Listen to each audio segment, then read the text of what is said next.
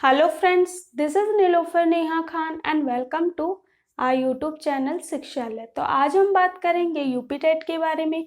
UP TET कैसे clear करें, क्या स्ट्रेटजीज रहेंगी, किस तरीके से हमें बुक्स को पढ़ना है और कौन सी बुक्स नहीं पढ़नी और कौन सी पढ़नी है। ठीक है, क्योंकि कई बार जब भी हम किसी भी एग्जाम की तैयारी कर लीजिए, ठीक है, जो चीज़ें हमें नहीं करनी होती वो हमें पता होना चाहिए। क्यों? क्योंकि वो हमारा टाइम वेस्ट जो होता है उन चीज़ों में वो नहीं होगा। ठीक है, और हम अपनी तैयारी को बेहतर ढंग से कर सकेंगे। तो अगर आपने मेरे चैनल को अभी तक सब्सक्राइब नहीं किया है तो प्लीज़ सब्सक्राइब भी कर लें और वीडियो को लाइक भी करें। देखिए, बात करें यूपी टेट के बारे में तो ये स्टेट लेवल का एग्ज़ाम होता है। आप यूपी में अगर टीचर बनना चाहते हैं तो आप ये एग्ज़ाम क्लियर कर सकते हैं। सीटेट के अकॉर्डिंग ये थोड़ा इजी होता है। अब ये इजी क्यों होता है? क्योंकि सीटेट में और यूपी टेट में, सीटेट में आपसे बात करी जाती है कॉन्सेप्ट पर कि आपकी कॉन्सेप्ट को कितनी पकड़ है। यहाँ यूपी टेट में जब आपसे बात की जाती है या फिर एग्जाम पैटर्न जो होता है वो होता है फैक्चुअल इंफॉर्मेशन पर। ठीक है, मतलब आपको उस टॉपिक की फैक्चुअल इंफॉर्मेशन कितनी है। ठीक है, तो अब बात करें स्ट्रेटेजीज की। देखिए, कभी भी कोई भी एग्जाम की आप तैयारी कर रहे हो, सबसे पहले आपको उसका पूरा सिलेबस पता होना चाहिए। ठीक है, क्यों? क्योंकि सिलेबस ही एक ऐसा होता है जिससे हम पता कर सकते हैं कि हमें क्या चीज नहीं पढ़नी। ठीक है, तो इस चीज का जरूर ध्यान रखिएगा कि हमें क्या चीज नहीं पढ़नी। ठीक है, तो सिलेबस मैं आपको एक वीडियो में दे दूंगी यूपी टेट का 2020 का सिलेबस। दूसरा, इसमें जो मोस्ट इम्पॉर्टेंट रोल प्ले करता है ना वो होता है प्रीवियस ईयर पेपर। ठीक है, प्रीवियस ईयर पेपर बहुत इंपॉर्टेंट रोल प्ले करते हैं हर एग्जाम में।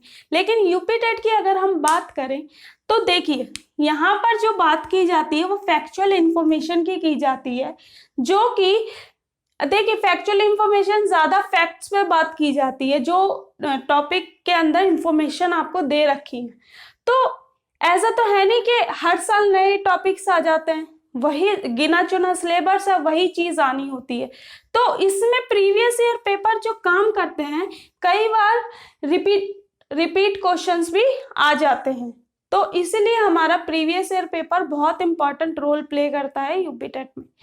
दूसरी बात करें इसमें तो देखिए, अगर प्रीवियस ईयर पेपर आप देख लेते हैं तो इससे एक फायदा और होता है कि आपको क्वेश्चंस का पैटर्न पता चल जाता है और एग्जामिनर की सोच भी पता चल जाती है कि वो किस तरीके से क्वेश्चंस को पूछता है। ठीक है, अब बात करें थर्ड पॉइंट के बारे में। तो थर्ड पॉइंट में हम बात करते हैं टीचर ट्रेनिंग बुक्स की। देखिए, आपका सीडीपी सेक्शन, जैसे कि सीटेट में आपका सीडीपी सेक्शन जो होता है या पेडागोजी कह लीजिए, वो थोड़ा सा वाइल्ड वे में आता है। ठीक है, थोड़ा ज्यादा आता है। ठीक है, क्योंकि कॉन्सेप्ट पे बात करते हैं। लेकिन अगर यूपी टेट की बात करें तो यूपी टेट में जो आपका पेडालॉजी होता है, पेडागोजी, वो सिर्फ आपका 30 मार्क्स का तो सीडीपी में आता है, और ये मानिए कि 4-5 मार्क्स आपके किसी और सब्जेक्ट में आ गए तो आ गए। ठीक है, तो इसीलिए ज्यादा बुक्स ना खरीदें। ठीक है, किसी सीडीपी के लिए तो प्लीज बुक्स ना ही खरीदे तो बेहतर है। आप हमारे चैनल से भी सीडीपी की तैयारी कर सकते हैं और फ्री ऑफ कॉस्ट है, कोई ऐसा कुछ नहीं है। ठीक है, और बात करें इसके टीचर ट्रेनिंग बुक्स के बारे में, तो आप अपनी टीचर ट्रेनिंग की, चाहे आपकी बीएड की बुक्स हो, चाहे आपकी जेबीटी की हो या फिर डीएलएड की हो, जो भी आपकी बीटीसी की बुक्स हो, जो भी ये बुक्स आपके पास अवेलेबल हैं उन्हें आप पढ़ सकते हैं इसे क्रैक करने के लिए। ठीक है, अब बात करें हम कि उस एसएसटी सेक्शन की या फिर ईवीएस सेक्शन की या फिर मैथ्स एंड साइंस सेक्शन की। तो इन सब सेक्शंस के लिए आपके लिए जो इम्पोर्टेंट रोल प्ले करती है वो होती है एनसीईआरटी। ठीक है, एससीईआरटी, ये यूपी बोर्ड की बुक्स हैं। ठीक है, ये बुक्स आपको बहुत हेल्प प्रोवाइड करती हैं। ठीक है, तो आपको सिर्फ और सिर्फ मैथ्स के लिए, ईवीएस के लिए, साइंस के लिए, एसएसटी के लिए ठीक है। इन सब के लिए सिर्फ और सिर्फ आपको ये बुक से पढ़नी है, जो कि, और देखिए इन बुक्स से एक और फायदा होता है कि अगर आप इनसे तैयारी करते हैं और आपका सिलेक्शन आपका क्लियर हो जाता है, तो आपको बच्चों को पढ़ाते टाइम भी ये चीज रहेंगी कि हाँ मैंने ये चीज पढ़ रखी है और बहुत डीपली पढ़ी हुई है, ठीक है। क्योंकि पहले तो आपने अपनी तैयारी करते हुए पढ़ी है, अब आप बच्चों को पढ़ा रहे हो, तो ये भी बहुत इंपॉर्टेंट रोल प्ले करेगा आपके इवैल्यूएशन पर, ठीक है। अब बात करें प्रैक्टिस सेट्स। देखिए प्रैक्टिस सेट्स मोस्टली हर एग्जाम के लिए प्रैक्टिस सेट अच्छे, मतलब प्रैक्टिस करनी चाहिए आपको, ठीक है। जब आपकी, और प्रैक्टिस सेट आपको कब करने हैं, फर्स्ट आपको सिलेबस पता करना है पूरा, ठीक है। सेकंड आपको प्रीवियस ईयर पेपर देखने हैं 2011 से 2019 तक के, ठीक है। 2019 तक के आपको प्रीवियस ईयर पेपर देखने हैं। अब इन्हें देखने के बाद आपको अपनी बुक्स उठानी है। पहले आपको सीडीपी या फिर आप दोनों में से किसी का भी प्रिपेयर कर सकते हो। जो सेक्शन आपको टफ लगता है, ठीक है, जैसे कि मैथ्स है, ठीक है, साइंस है, ईवीएस है, कोई भी ऐसा सब्जेक्ट जो आपको टफ लगता है तो उसे आप बाद में करिएगा, ठीक है।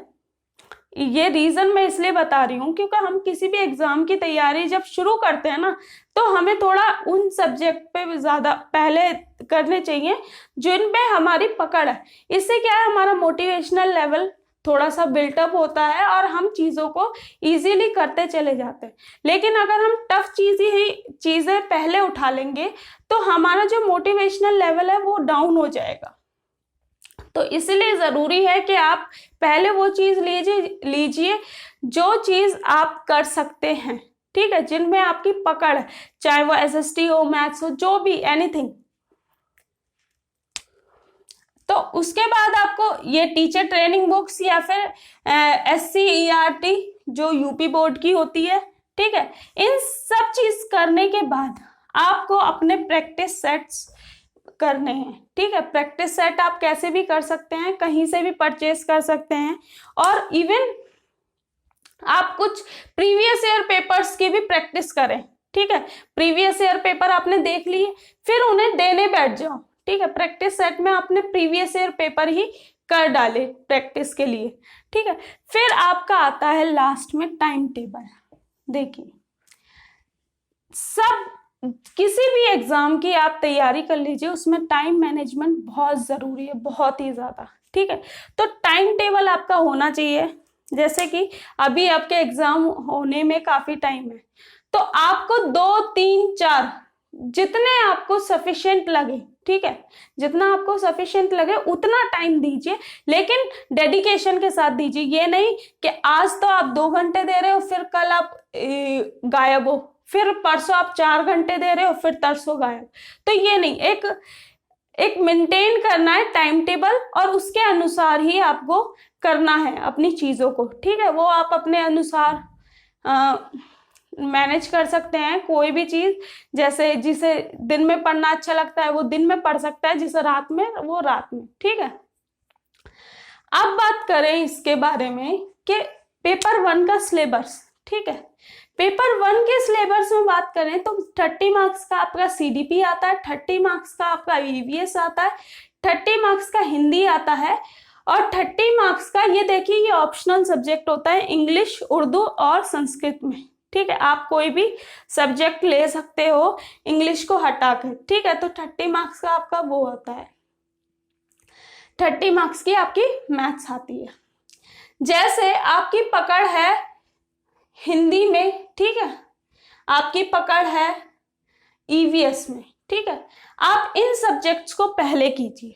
इससे क्या होगा कि एक तो आपका ये सेक्शन पूरा रेडी हो जाएगा, ठीक है, और इसमें आपकी जो पॉसिबिलिटी हो जाएगी वो 25+ मार्क्स आने की हो जाएगी। क्यों? क्योंकि ये आपका सेक्शन आप खुद इसमें अच्छे से कर सकते हो, ठीक है। तो इसीलिए मैं कह रही हूं कि उन सेक्शंस पे ज्यादा ध्यान दें जिनमें आप अच्छे से कर सकते हैं। अब बात आ गई आपकी संस्कृत या फिर इंग्लिश की या फिर मैथ्स की, ठीक है। तो जो सब्जेक्ट आपको बहुत ही ज्यादा टफ लगता है, जैसे आपको मैथ्स बहुत टफ लगता है, ठीक है, आप मैथ से बहुत डरते हैं, तो इस सेक्शन को आप थोड़ा ढील भी छोड़ सकते हैं। इसके अलावा जो आपके और जो सेक्शंस हैं उन पे आप ज्यादा फोकस कर सकते हैं। सीडीपी हो गया, क्योंकि आपने ये 2 साल पढ़ा है, तो आपको इसमें भी अगर आप 22 मार्क्स ले आते हैं और इन दोनों को मिलाकर, ठीक है, इन दोनों को मिलाकर अगर आप 20 मार्क्स ले आए, ठीक है, और इसमें आपके 15 मार्क्स आ गए, ठीक है, तो अगर इसे भी देखिएगा तो आपका कितना हो गया 22, 50 और ये तुम्हारा 90 प्लस से ऊपर ही मार्क्स बनेंगे, ठीक है, तो 90 से प्लस मार्क्स बनेंगे इसमें। तो आप देख सकते हैं आपने अपने वो सेक्शन को भी छोड़ दिया जो आपका डिफिकल्ट था, ठीक है, उसे थोड़ा सा ढीला छोड़ दिया, लेकिन तब भी आप 190 से प्लस मार्क्स ही लेके आ रहे हैं। अब बात करें पेपर 2 के बारे में, तो सीडीपी सेम सेक्शन यही है, इंग्लिश में आपका ऑप्शनल होता है, हिंदी कंपलसरी है, और यहाँ पर आपका एसएसटी आता है और मैथ्स एंड साइंस, ठीक है, जो मैथ्स एंड साइंस पढ़ाना चाहते हैं वो मैथ्स एंड साइंस ले, और जो एसएसटी पढ़ाना चाहते हैं वो एसएसटी ले, ठीक है, जिन्होंने ग्रेजुएशन और या फिर बीएड जिसमें भी किया हो वो।